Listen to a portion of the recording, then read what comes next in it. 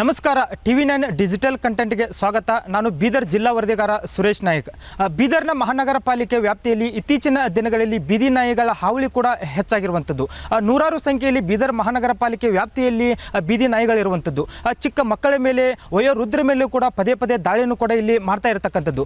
ಏನು ಈ ಬೀದಿ ನಾಯಿಗಳ ನಿಯಂತ್ರಣ ಮಾಡಲಿಕ್ಕೂ ಕೂಡ ಮಹಾನಗರ ಪಾಲಿಕೆ ಅಧಿಕಾರಿಗಳು ಹರಸಾಹಸ ಪಡುವಂಥ ಸ್ಥಿತಿನೂ ಕೂಡ ಇಲ್ಲಿ ನಿರ್ಮಾಣ ಆಗಿದೆ. ಹೀಗಾಗಿ ಬೀದಿ ನಾಯಿಗಳ ನಿಯಂತ್ರಣಕ್ಕೆ ತರಬೇಕು ಅನ್ನೋ ಉದ್ದೇಶದಿಂದ ಬೀದರ್ನ ಏನು ಮಹಾನಗರ ಪಾಲಿಕೆ ಕಮಿಷನ್ ಆಗಿರ್ತಕ್ಕಂಥ ಮುಕುಲ್ ಜೈನ್ ಅವರು ಒಂದು ದಿಟ್ಟ ನಿರ್ಧಾರನೂ ಕೂಡ ಇಲ್ಲಿ ಕೈಗೊಂಡಿರ್ತಕ್ಕದ್ದು. ಅದು ಏನು ಅಂತ ಪ್ರಾಣಿಗಳ ಸಂರಕ್ಷಣಾ ಕೇಂದ್ರ ಅಂತೇಳಿ ಸುಮಾರು 3 ತಿಂಗಳ ಹಿಂದೆ ಬೀದರ್ ನಗರದಲ್ಲಿ ತೆರೆದಿರುವಂಥದ್ದು.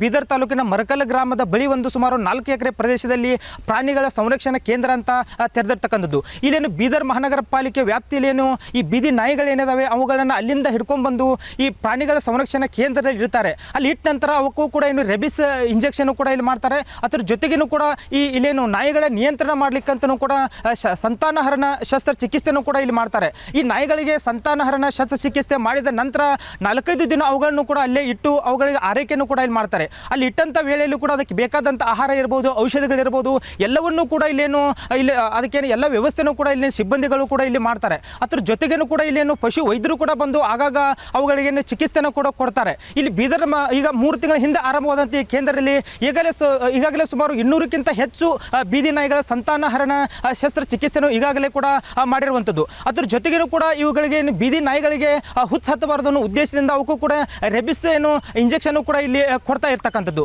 ಯಾಕೆಂದರೆ ಇತ್ತೀಚಿನ ದಿನದಲ್ಲಿ ಕೂಡ ಬೀದಿ ನಾಯಿಗಳ ಹಾವಳಿನೂ ಕೂಡ ಬೀದರ್ ನಗರದಲ್ಲಿ ಸಾಕಷ್ಟು ಇರುವಂಥದ್ದು. ಯಾಕೆಂದರೆ ಕಳೆದ 3-4 ತಿಂಗಳ ಹಿಂದಷ್ಟೇ ಒಂದು 3 ತಿಂಗಳ ಹಸುಗೂಸನ ಬೀದಿ ನಾಯಿ ತಿಂದು ಏನು ಆ ಬಾಲಿಕೆನೂ ಕೂಡ ಈಗ ಮೃತಪಟ್ಟಿತ್ತು. ಇದಾದ ನಂತರ ಕೂಡ ಈ ಬೀದಿ ನಾಯಿಗಳನ್ನ ಬೀದರ್ ಜಿಲ್ಲೆಯಲ್ಲಿ ಮುಕ್ತ ಮಾಡಬೇಕು ಅನ್ನೋ ಉದ್ದೇಶ ಇಟ್ಕೊಂಡು ಅವುಗಳ ನಿಯಂತ್ರಣ ಮಾಡೋದು ಭಾಳ ಅನಿವಾರ್ಯತೆ ಇದೆ. ಹೀಗಾಗಿ ಅವುಗಳನ್ನು ಕೂಡ ಬೀದಿ ನಾಯಿ ನಿಯಂತ್ರಣ ಮಾಡೋ ಉದ್ದೇಶದಿಂದ ನಾವು ಕೂಡ ಈಗ ಒಂದು ಪ್ರಾಣಿಗಳ ಸಂರಕ್ಷಣಾ ಕೇಂದ್ರನೂ ಕೂಡ ಈಗಾಗಲೇ ತೆರೆದಿರುವಂಥದ್ದು. ಅಲ್ಲಿ ಕೂಡ ಎಲ್ಲ ಕೂಡ ಇಲ್ಲಿ ಪ್ರತಿನಿತ್ಯನೂ ಕೂಡ ಸುಮಾರು ಈಗಾಗಲೇ ಆ ಪ್ರಾಣಿಗಳ ಸಂರಕ್ಷಣಾ ಕೇಂದ್ರದಲ್ಲಿ ಒಂದು 100ಕ್ಕಿಂತ ಹೆಚ್ಚು ಈಗಾಗಲೇ ಬೀದಿ ನಾಯಿಗಳು ಇರುವಂಥದ್ದು. ಈಗ ಅವು ಪ್ರತಿನಿತ್ಯನೂ ಒಂದು 5-6 ಬೀದಿ ನಾಯಿಗಳಿಗೆ ಸಂತಾನಹರಣ ಶಸ್ತ್ರಚಿಕಿತ್ಸೆನೂ ಕೂಡ ಮಾಡ್ತಾರೆ. ಅವು ಮೊದಲು ಅಲ್ಲಿಂದ ಯಾವ ಏರಿಯಾದಲ್ಲಿ ಆ ಬೀದಿ ನಾಯಿಗಳು ಓಡಾಡ್ತಿದ್ದೋ ಅಲ್ಲಿಂದನೇ ಕೂಡ ಏನು ಅವುಗಳನ್ನ ಇಲ್ಲಿ ಎತ್ತಾಕೊಂಡ್ಬಂದು ಅಲ್ಲೇನು ಪ್ರಾಣಿಗಳೇನು ಸಂರಕ್ಷಣಾ ಕೇಂದ್ರದಲ್ಲಿ ಇಟ್ಟು ಅವುಗಳ ಸಂತಾನಹರಣ ಶಸ್ತ್ರಚಿಕಿತ್ಸೆನ ಮಾಡಿ ಅವುಗಳಿಗೆ ರೆಬಿಸ್ ಇಂಜೆಕ್ಷನನ್ನು ಕೊಟ್ಟು ಅವುಗಳು ವಾಪಸ್ ಬಿಡುವಂಥ ಕೆಲಸನೂ ಕೂಡ ಇಲ್ಲಿ ಮಾಡ್ತಾ ಇರ್ತಕ್ಕಂಥದ್ದು. ಇದು ಸಹಜವಾಗಿಯೂ ಕೂಡ ಪ್ರಾಣಿ ಪ್ರಿಯರು ಕೂಡ ಒಂದು ಏನು ಅವರು ಸಂತೋಷಕ್ಕೂ ಕೂಡ ಇಲ್ಲಿ ಕಾರಣ ಆಗಿರುವಂಥದ್ದು. ಯಾಕೆಂದರೆ ಇಡೀ ಕಲ್ಯಾಣ ಕರ್ನಾಟಕ ಭಾಗದಲ್ಲಿ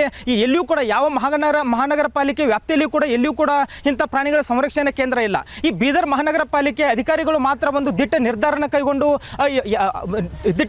ಕೂಡ ಕೈಗೊಂಡಿರ್ತಕ್ಕಂಥದ್ದು. ಹೀಗಾಗಿ ಎಲ್ಲ ಕೂಡ ಈಗಾಗಲೇ ಬೀದಿ ನಾಯಿಗಳ ಸಾಕಷ್ಟು ನಿಯಂತ್ರಣ ಕೂಡ ಆಗುತ್ತೆ. ಯಾಕೆಂದರೆ ನಾವು ಬೀದಿ ನಾಯಿಗಳಿಗೆ ಸಂತಾನಹರಣ ಶಸ್ತ್ರಚಿಕಿತ್ಸೆ ಮಾಡಿದರೆ ಅವು ಕೂಡ ಅವರ ಸಂಖ್ಯೆನೂ ಕೂಡ ಇಲ್ಲಿ ಬೀದಿ ನಾಯಿಗಳ ಸಂಖ್ಯೆನೂ ಕೂಡ ಕುಸಿತ ಆಗುವಂಥ ಸಾಧ್ಯತೆಯೂ ಕೂಡ ಇರುತ್ತೆ. ಯಾಕೆಂದರೆ ಒಂದು ನಾಯಿ ಕೂಡ ಕನಿಷ್ಠ 5-10 ಮರಿಗಳಿಗೆ ಜನ್ಮ ಕೊಡುತ್ತೆ. ಹೀಗಾಗಿ ಅವುಗಳನ್ನು ಕೂಡ ನಿಯಂತ್ರಣ ಮಾಡಬೇಕು ಅನ್ನೋ ಉದ್ದೇಶ ಇಟ್ಟುಕೊಂಡು ಇದು ಒಳ್ಳೆಯ ಕಾರ್ಯನೂ ಕೂಡ ಮಾಡಿರ್ತಕ್ಕಂಥದ್ದು.